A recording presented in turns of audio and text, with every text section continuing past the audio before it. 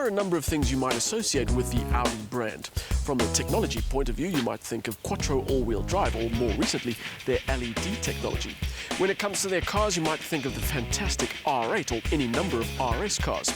But however you look at it, you would think premium, and not something you might associate with a 1-litre engine or a 5-speed manual gearbox.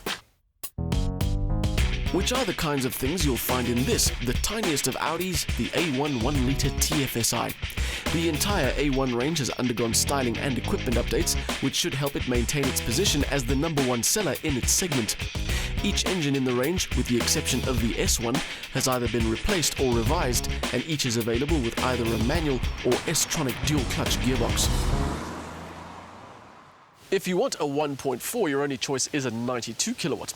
The old 136 kilowatt 1.4 has been replaced by a 1.8, now putting out 141 kilowatts. Also gone is the 1.2, replaced by this 1-litre 3-cylinder with 70 kilowatts and 160 newton meters. It is the first time that Audi have used a 3-cylinder motor in one of their cars, and it raises a few questions. The most obvious being, how do they expect to overcome the engine's inherent lack of refinement? A clattering little 3-pot doesn't exactly lend itself to the kind of smooth, quiet drive the brand is known for. Then there's the question of perception. People already have a hard time believing that a 1.4-litre turbo can be as good or even better than a 2-litre naturally aspirated motor. Now you're asking them to pay a premium price for an engine they might expect to find in a Suzuki Celerio. In simple mathematical terms, you're paying around 100,000 Rand a cylinder for this car, and that's the same amount of money you'd pay for a BMW 316i.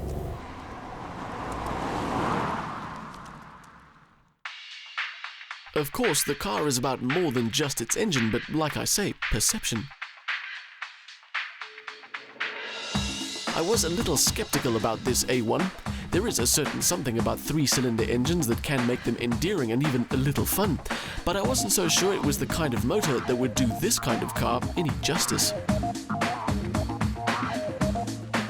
There's no getting away from the rough noise, which is not intrusive, but it's definitely there. But then again, so is a good dose of power, whether you're on the open road or the highway. There's also a very nice 5-speed manual gearbox. You might have to drop into first more often than you might be used to, but overall it is a very good setup. Very good indeed. In fact, perfectly suited to the kinds of driving it would be expected to do around town and on shorter open road trips. As well as the drivetrain, the A1's ease of use is helped by the new electromechanical steering and its tiny turning circle. It's not the most involving Audi you'll ever drive. The front end will get upset and start to show its tendency to understeer if you push it too hard, but this car does know its place. It's not an athlete, it's a high-class city dweller, and if you treat it that way, it is very good. Its environmental concerns are pretty obvious. It's fitted with start-stop technology as standard, and Audi claims it'll get by on 4.3 litres of fuel per 100 k's. Our figure was a little over 7, but that's without any real attempt to drive in an eco-friendly way. It's also pretty good on price. For less money than a VW Polo GTI, you can own a decently spec'd, albeit not as sporty, Audi A1. With all its options, our test car comes in at 340,000 Rand. A lot of those things are nice to haves and don't necessarily add to the daily enjoyment of the car. So even if you deleted things like the satellite navigation and the panoramic roof and the LED interior lighting, you'd still end up with an interior that's comfortable and very usable. And is, of course, typically Audi, with good materials and solid build.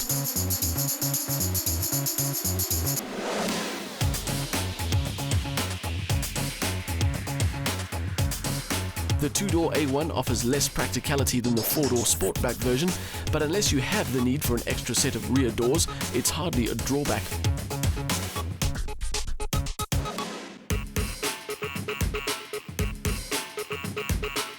Space in the back is acceptable, and the boot is a decent size as well, offering more load-carrying ability than the A1's competition, the Mini Cooper hatch.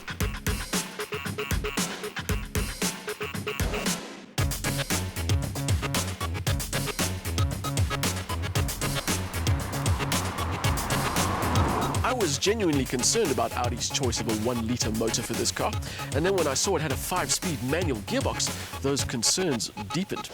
But they've got it absolutely spot on. This most baby of Audi still has a premium feel and a great drive, and an overall setup that is perfect for city living.